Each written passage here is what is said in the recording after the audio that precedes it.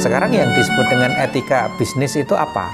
Etika bisnis itu adalah serangkaian core of conduct, ya, aturan-aturan perilaku tentang apa yang benar dan apa yang salah dalam berbagai jenis transaksi pertukaran, baik itu pertukaran barang maupun jasa, baik dalam skala mikro maupun dalam skala yang makro. Etika bisnis juga atau moral dalam berbisnis itu juga dapat didefinisikan sebagai pemikiran atau refleksi kritis tentang moralitas dalam kegiatan ekonomi dan bisnis. Ya.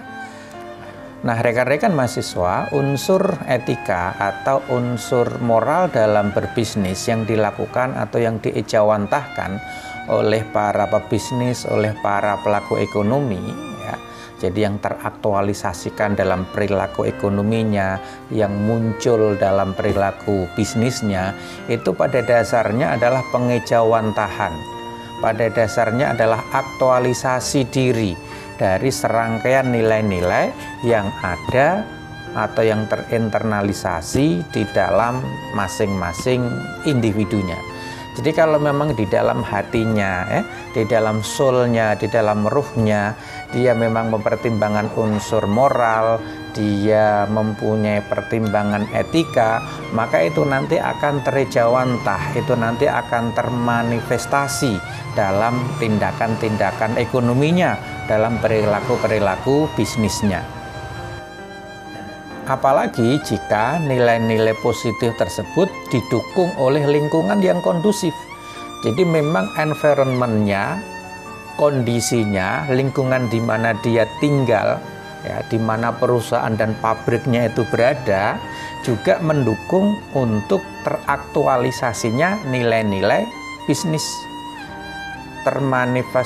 Termanifestasikannya nilai-nilai moral dalam berbisnis, maka itu nanti akan lebih membuat unsur bisnis, unsur etika itu akan semakin efektif untuk bisa dilakukan.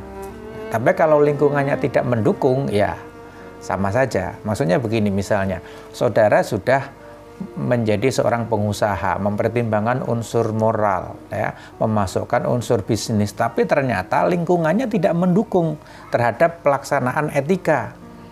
Misalnya apa? Ada penguasa misalnya, ya, entah di tingkat kecamatan, kabupaten, atau mungkin di tingkat gubernur, ya, yang kemudian meminta jatah, ya, yang meminta upeti secara tidak formal. Kalau upeti yang formal itu kan melalui pajak, ya. Nah, tapi ada setoran-setoran tertentu yang harus diberikan kepada penguasa agar urusan bisnisnya menjadi semakin lancar. Nah, ini adalah gambaran dari sebuah kondisi yang tidak kondusif, ya, lingkungan yang tidak kondusif untuk terciptanya etika bisnis yang bermoral.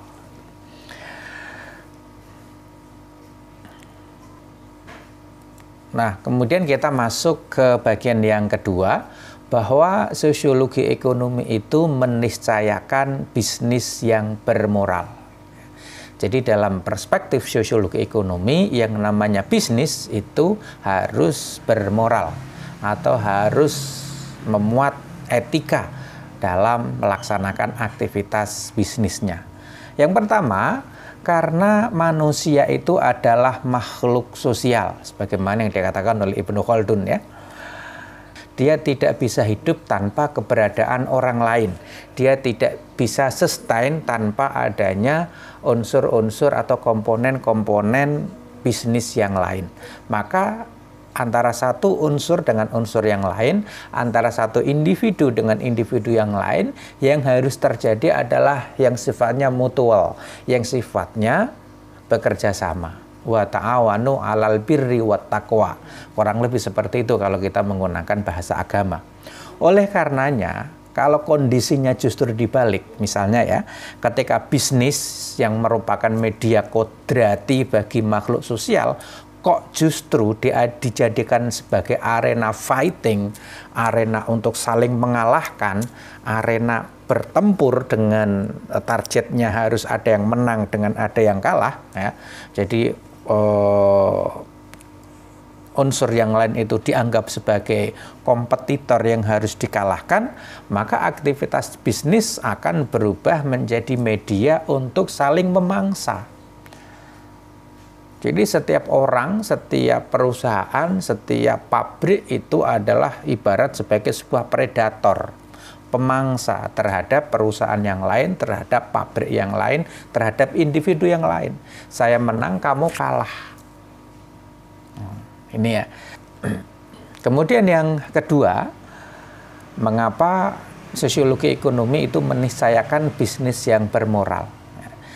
Karena penafian etika, menghilangkan unsur moral dalam berbisnis, itu justru akan memperlemah kekuatan internal perilaku bisnis itu sendiri.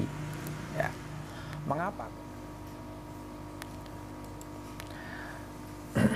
Nah, kemudian kita masuk ke bagian yang terakhir, yaitu bahwa bisnis yang bermoral, memasukkan unsur etika dalam berbisnis itu merupakan bagian dari strategi berbisnis. Ya.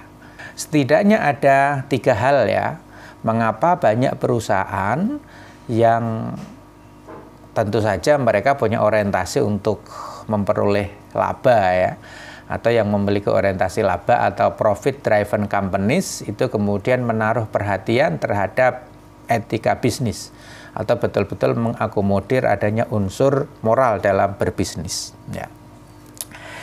Ya, yang pertama memang hal itu tidak bisa dilepaskan dari adanya pressure atau tekanan dari masyarakat, dari LSM, dari non-government organization, dan seterusnya.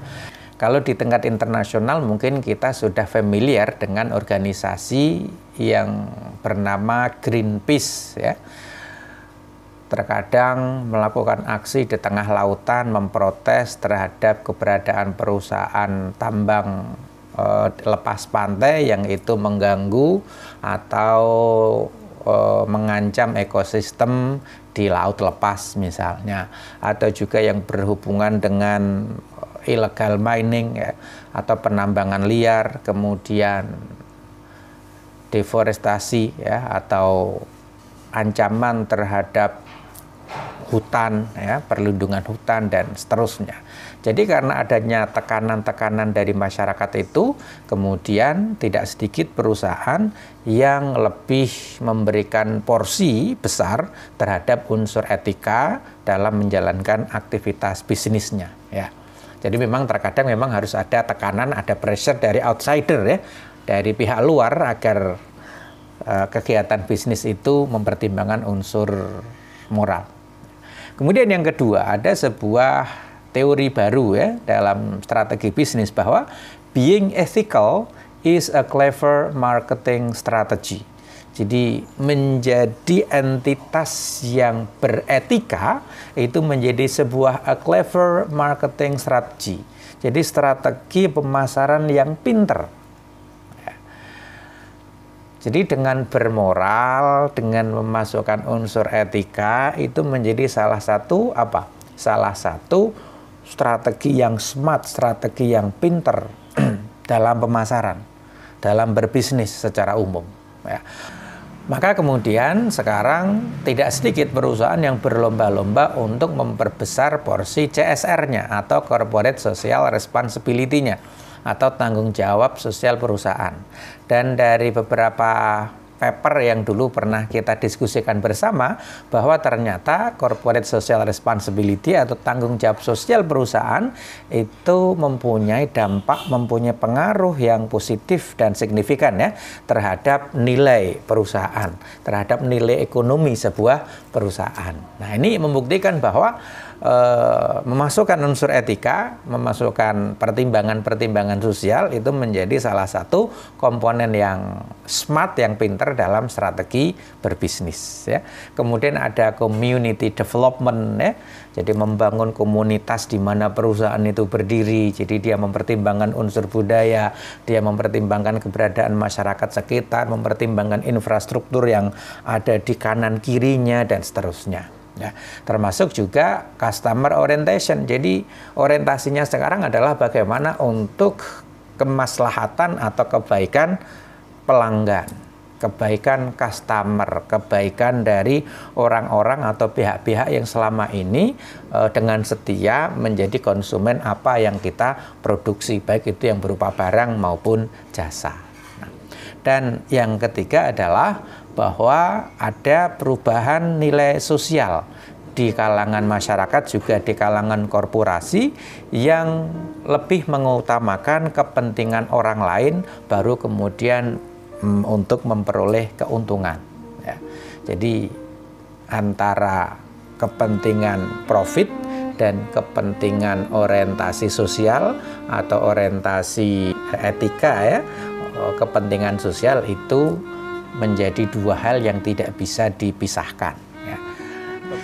Nah, rekan-rekan mahasiswa, kalau kita membuka Khazanah Turos, ya, atau warisan sejarah dari para akademisi Muslim, dari para ekonom Muslim, itu kita bisa melihat jejak-jejak adanya pertimbangan unsur moral, unsur etika dalam berbisnis, atau mempertimbangkan unsur sosial ketika melakukan aktivitas bisnisnya. Sebagaimana yang bisa kita baca dalam Ihya Ulumuddin, tulisan dari Imam Al-Ghazali, di mana beliau mengatakan ayaqsidal qiyam fi sin'atihi annahu fardun min furudil kifayah. Jadi orang yang berbisnis itu harus meniati, ya, diniati, berorientasi bahwa ini adalah fardun min furudil kifayah. Jadi ini adalah bagian dari fardu kifayah. Ya, tentu fardu kifayah dalam framework ilmu ekonomi, ya, bukan dalam ibadah ma'allah, itu bukan. Jadi adalah fardu kifayah. Fardu kifayah itu kan definisi dasarnya suatu kewajiban, kalau tidak ada yang melakukannya, ya, tidak ada satu orang pun yang melakukan, maka yang lain ikut berdosa. Tapi kalau sudah ada satu saja yang melakukan, maka gugurlah kewajiban, gugurlah dosa-dosa masyarakat yang lain, kan seperti itu. Nah, kalau kita baca atau kita bawa ke dalam perspektif ekonomi, maka ketika kita melaksanakan suatu aktivitas bisnis, aktivitas ekonomi, maka itu harus didasari bahwa ini adalah fardu kifayah. Kalau saya tidak melakukan ini, atau kalau saya tidak melakukan aktivitas bisnis ini, maka orang lain akan menanggung kerugian, maka orang lain akan dalam tanda petik berdosa. Ya, maka kemudian di situ Al-Ghazali meneruskan lauturikat batolatil ma'ayish wahalakal bawaki. Kalau dia meninggalkan aktivitas bisnis itu, maka batolatil ma'ayish, waduh, kehidupan akan jadi kacau, gitulah, ya. Maka kalau dalam bahasa fikih, orang-orang akan berdosa, orang-orang akan merasa mengalami kerugian. Wahalakal bawaki, wah, yang lain akan jadi rusak, gitulah, ya. Ini salah satu nilai, ya, yang bisa kita gali dari Khazanah Turos para akademisi Muslim, yang bisa kita refleksikan dalam kehidupan kita sekarang ini untuk meniscayakan adanya unsur moral, unsur etika dalam aktivitas bisnis, dalam aktivitas ekonomi. Demikian rekan-rekan mahasiswa untuk materi kita pada pekan ini, semoga bermanfaat, dan silahkan nanti akan kita lanjutkan dengan berdiskusi melalui forum Google Classroom. Terima kasih. Semoga bermanfaat. Kita bertemu lagi pada materi berikutnya. Assalamualaikum warahmatullahi wabarakatuh.